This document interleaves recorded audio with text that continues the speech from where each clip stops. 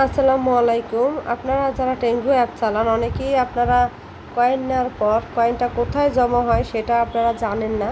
তো আজকের ভিডিওটা আমার আপনাদের জন্য, যারা কয়েন নেন টেঙ্গুর তারা অনেকেই আছেন একেবারে নতুন, একেবারে যার কারণে কয়েনটা কোথায় জমা হয় আপনারা জানেন না।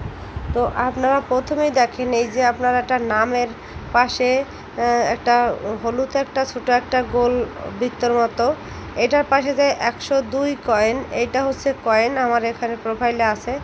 তো আবারও আমি আপনাদেরকে দেখাই দিই যে আরও আপনারা হচ্ছে এইখান থেকেই আপনার উপরেই আপনি এভাবে দেখতে পারবেন যে কয়েনটা আপনার এখানে প্রোফাইলে ঢুকলেই আপনার কয়েনটা জমা হয়ে গেছে। তো আশা করছি আবার আজকের ভিডিওটা আপনারা বুঝতে পারছেন যে আপনারা খুব সহজেই, আপনাদের আরও যদি কোনো কোয়েশ্চেন থাকে অবশ্যই আমাকে জানাবেন। নতুন নতুন আমি যে সমস্যা পাই সেইটারও কিন্তু সমাধান করার চেষ্টা করি।